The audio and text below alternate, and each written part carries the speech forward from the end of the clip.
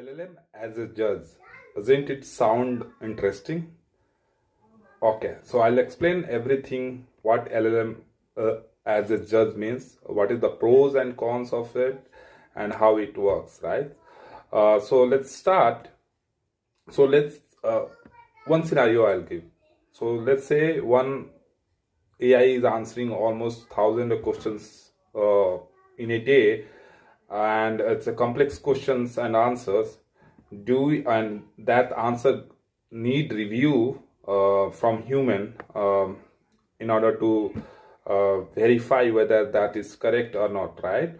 So do you think it's possible for human to review all those thousand answers and uh, and very soon, right? That's not possible at all, right? And that's what LLM as a judge concept came, where what it does is it accepts output of another LLM and review those output in terms of hallucinations, grounding context, and all those things, and then give you the score.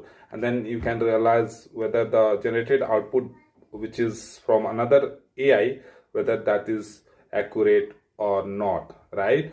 So, judge maybe another LLM like GPT-4o and so on, and the document or the answering initial LLM which is answering your question maybe another LLM also, right? So that's the meaning of LLM as a judge. So as I said, how it works, RAG generates the output. You send that original questions, answer, context to the LLM judge, and then that will evaluate, score it, and then give you the actually answer, right? Whether it's is there any hallucination or is there a output which is not grounded, right?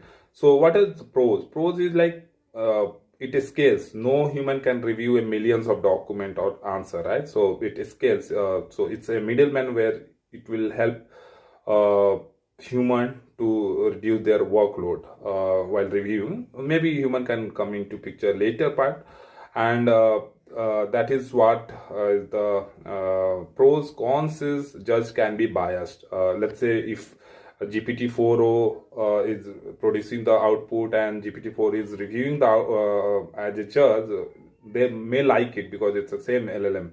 So it's not perfect at cost because we are having two LLM. So this is having pros and cons, and